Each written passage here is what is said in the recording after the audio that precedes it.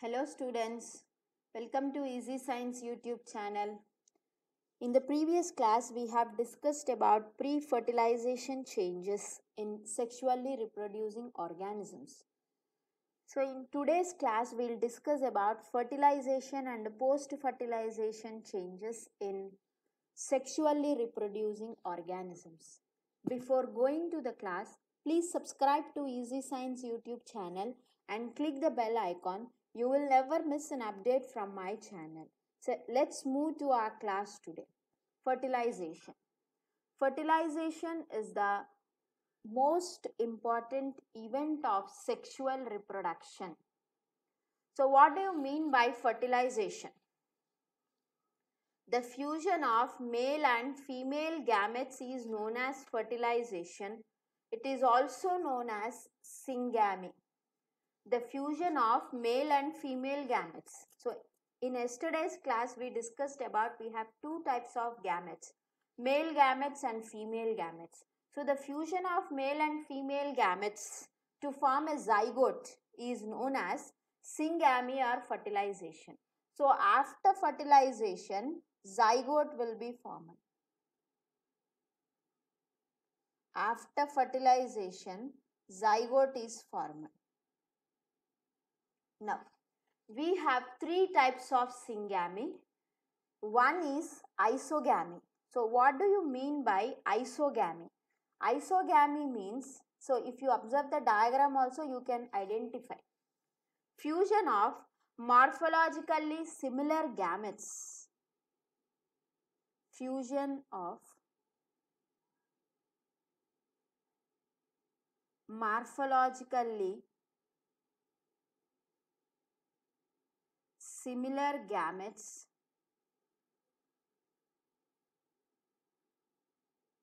is known as isogamy. And isogamy we have flagellate gametes will be there and aflagellate gametes will be there. The morphologically similar gametes may be flagellate. See here I am showing the flagellate gametes, even aflagellate gametes also there. Examples: Chlamydomonas, Microcystis and Spirogyra, where isogamy takes place. Anisogamy and diagram itself indicate that one is bigger, one is smaller. They are structurally similar. The gametes are structurally similar.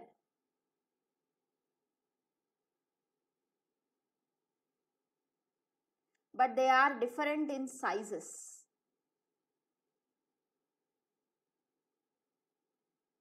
They are different in sizes. So fusion of such gametes we called it as anisogamy. Example: Chlamydomonas. They are structurally very similar but sizes are different. And the next one is oogamy. Oogamy, where the female gamete is larger one and it's non-motile, and male gamete is smaller one and it's motile. So oogamy means fusion of motile male and non-motile female gametes is known as oogamy. So example, human beings. So these are the three types of syngamies which we observed in living organisms. So after fertilization, zygote will be formed. In some of the organisms, the female gamete directly develops into a zygote without fertilization. That is, there is no fusion of male and female gametes. Directly the female gamete develops into a zygote and the zygote develops into embryo and that grow as an individual organism. And this phenomena we called it as parthenogenesis. The zygote after division develops into new organisms. Here fertilization do not takes place. The female gamete directly develops into a zygote without fertilization, and this phenomena we called it as parthenogenesis, and parthenogenesis is most common in honeybees, lizard, turkey birds and scorpions, where here fertilization process do not takes place. Next. We have two types of fertilization. If the fertilization occurs outside of the body, that is external environment, then this phenomena is known as external fertilization. Example, fishes, frog, etc., where fertilization takes place externally, right? And sometimes in some of the organisms, the fertilization takes place inside the body of an organism, that is internally, and this type of fertilization is termed as internal fertilization. So internal fertilization, if you observe, it's most common in human beings. There are a lot of examples where internal fertilization takes place. So organisms which are having this external fertilization, that is the fusion of male and female gametes, takes place externally. They show some characteristics, the characteristics of external fertilization. So these organisms which are having this external fertilization, they have a great synchrony between them.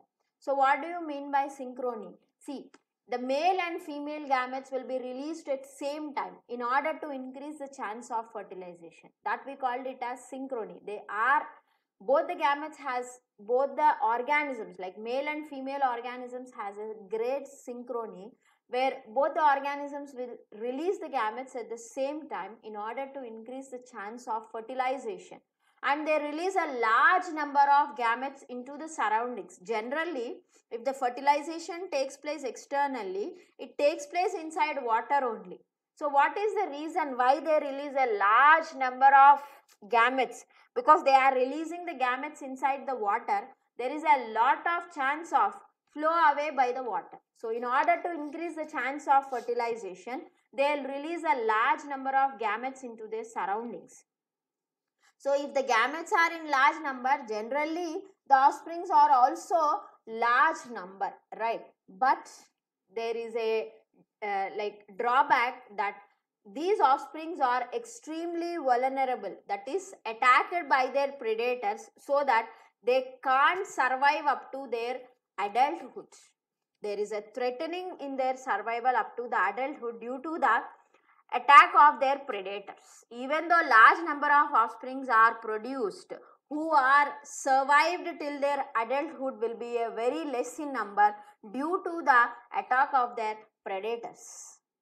So internal fertilization, the egg cell is present inside the female body. Generally the male gamete is motile, reaches the egg cell and fertilizes the egg cell, and it takes place inside the female body. Most of the sexually reproducing organisms, if it is an internal fertilization, that takes place inside the body of a female organism. So male gametes are motile and reach the egg in order to fuse with it, and zygote will be formed. But in the case of seed plants, even the male gametes also non-motile. Generally in sexually reproducing organisms, the male gametes are motile and the female gametes are non-motile. But in the case of the seed plants, even the male gametes also non-motile and female gametes also, generally the female gametes are non-motile, but male gametes also non-motile. So in order to move the male gametes near the female gametes, a special process takes place which we called it as pollination. Pollen grains carry male gametes. They fall on the stigma, they germinate and release the male gametes near the ovule where egg cells are present. Egg cell is present. So this is the case of the fertilization in case of plants, right? So this is human beings where the egg cell fuses with the sperm cell, which results in the formation of zygote. Zygote divides and gives rise to embryo. Embryo develops into baby. And this is the pollination in case of seed plants, where the anther bears the pollen grains. Pollen grains falls on the, see here the pollen grains falls on the stigma. They germinate, see the tube arises and carry the male gametes near the egg. And this phenomena of germination of pollen grains, we called it as pollination, right? So this is the case of seed plants where a special process takes place which we called it as pollination. Germination of pollen grains when they fall on the stigma of the flower is known as pollination. What is the use of pollination? Due to pollination, the male gametes will reach the female gametes. What is the reason in seed plants the pollination takes place? Because in case of the seed plants, even the male gametes also non-motile. Both the gametes are non-motile. Then how fertilization takes place? So pollination will do that process. So this is about fertilization. So after fertilization, zygote will be formed. Now let's discuss about post-fertilization changes. So post-fertilization changes are universal. That means they are same in all the sexually reproducing organisms. So you know we have two types of fertilization, internal fertilization and external fertilization. If the fertilization is internal, the zygote is formed inside the female body, and if the fertilization is external, the zygote is formed in the external environment. So the zygote has to develop and give rise to a new individual. That means the zygote has to develop. So the development of zygote is dependent on two factors. One is the life cycle of that organism. Organisms are having what type of life cycle, and the second one is the external environment to which the organism was exposed to. Based on these two factors, the development of the zygote will be dependent, right? In algae and fungi, external fertilization takes place. So the zygote is formed outside of the body, and to protect the zygote, it develops a thick wall which is resistant to desiccation and damage. Desiccation means it never loses its moisture. Because of that thick wall, it never loses moisture. Which one? Zygote. Right. And zygote is a vital link that ensures the continuity of the species. Every sexually reproducing organism, including human beings, they start their life as a single cell, the zygote. So after the formation of zygote, the zygote divides and converted into embryo. This phenomena we called it as embryogenesis. So in post-fertilization changes, embryogenesis is the most important event. What do you mean by embryogenesis? The process of development of embryo from zygote is known as embryogenesis. So during the development of embryo from zygote, two events takes place. One is cell division and other one is cell differentiation. So what is cell division and what is cell differentiation? Cell division will increases the number of the cells, right?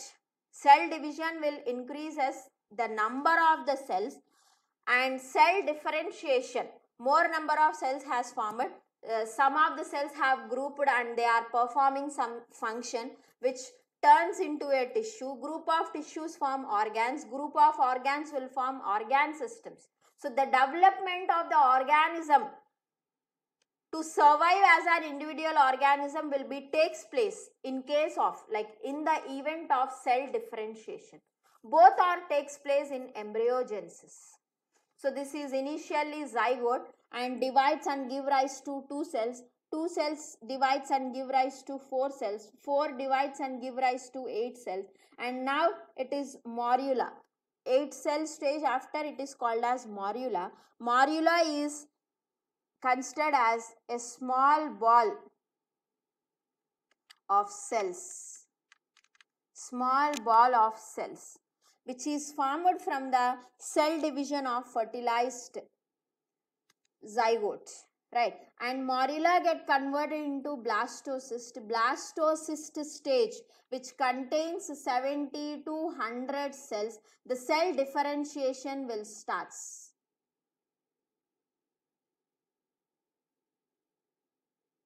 The cell differentiation will start. We said two events occur in embryogenesis. right? One is cell division and other one is cell differentiation. So till morula, cell division takes place, and if the zygote reaches, the embryo reaches the blastocyst stage, which contains 70 to 100 cells. Even in human beings, they contain 200 to 300 cells also, where the cell differentiation is going to start from this stage only, right? So we know that fusion of gametes takes place, which results in the formation of zygote. Zygote develops to form an embryo, and this process we called it as embryogenesis. And if the zygote develops inside of the body of the female or in external environment, based on the development of the zygote, if it takes place inside of the body of the female or external environment, based on that, organisms are divided into two types. One is oviparous and the second one is viviparous. So what are oviparous? Oviparous, where the development of the zygote will be takes place outside of the body. They lay eggs, and development of embryo takes place inside the egg, that is outside of the body in the external environment. Such organisms we called it as oviparous. We already discussed unfertilized eggs are there, parthenogenesis. So the egg formed by the oviparous animals may be the fertilized egg or unfertilized egg also. If it is an unfertilized egg, the female gamete directly develops into zygote and develops as an individual organism. If it is a fertilized egg, it forms a calcareous shell. That means the shell which is made up of calcium, which gives protection to the developing embryo which is present inside the egg. In order to protect the eggs, generally the oviparous animals will lay eggs in a safe place. After incubation, the young ones will hatch out from the egg. So what do you mean by incubation? Incubation stands for the development of embryo. The development of embryo. The development of embryo within the tissues. The development of embryo within the eggs under favorable conditions. Under favorable conditions. So if it's fully developed, the young ones will hatch out from the egg. That development stage we called it as incubation.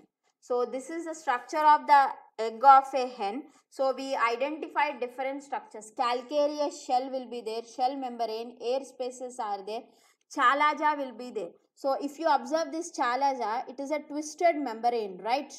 It identified that this chalaza is a twisted membrane. It's a twisted membrane. And what is the function of this chalaza? It joining the yolk to the end of the cell. The function is join the yolk to the shell. So what is an yolk? Yolk is a nutrient bearing portion. So yolk contains nutrients. So what is the use of this yolk sac means? It supply food to the developing embryo. The function is supply food to developing embryo. Developing embryo.